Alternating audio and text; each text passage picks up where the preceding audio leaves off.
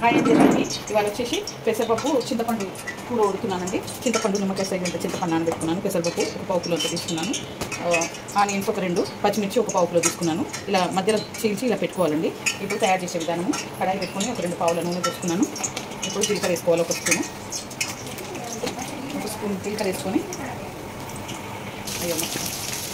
ఇప్పుడు ఆనియన్ పచ్చిమిర్చి వేసానండి. ఆయిల్ ఎక్కింది. ఆనియన్ పచ్చిమిర్చి వేసి కలుపుకోవాలి. ఇది కొంచెం ఎర్రగా కావాలండి. టైం పడుతుంది. ఇప్పుడు 1 స్పూను పసుపు వేసుకుంటున్నానండి. 1/2 స్పూను పసుపు ఎక్కువ పడుతుంది. దీంట్లో కారం తక్కువ పడుతుందండి. కారం వేయము, ఎందుకంటే పచ్చిమిర్చి ఉంటుంది కాబట్టి కారం కొంచెం వేస్తాను. సాల్ట్ 2 స్పూన్లు. ఇప్పుడు కలుపుకోవాలండి. కరివేపాకు వేసుకోవాలి. కరివేపాకు కొంచెం కారం వేసుకుంటాను. వేగింది.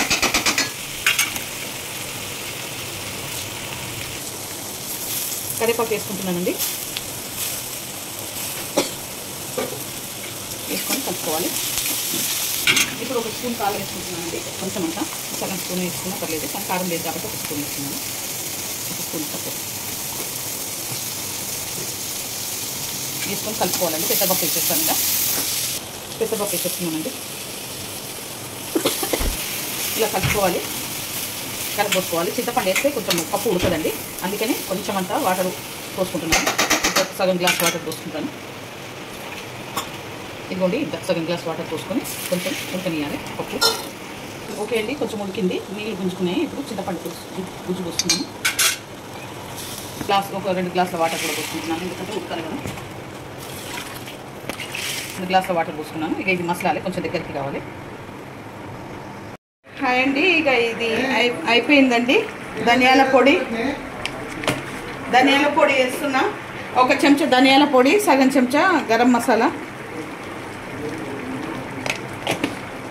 కొత్తిమీర 1 కట్ట,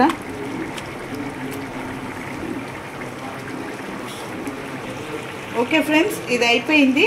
ఈ వీడియో కనుక నచ్చితే లైక్ చేయండి, షేర్ చేయండి, కామెంట్ చేయండి, సబ్స్క్రైబ్ చేయండి. చాలా బాగుంటుంది. మీరు కూడా ట్రై చేయండి. ఓకే అండి, అయిపోయింది. మీరు కూడా ట్రై చేయండి. చాలా బాగుంటుంది. రోటీస్లకు కానీ రైస్లకు కానీ అన్నిట్లోకి బాగుంటుంది. ట్రై చేయండి. ఓకే.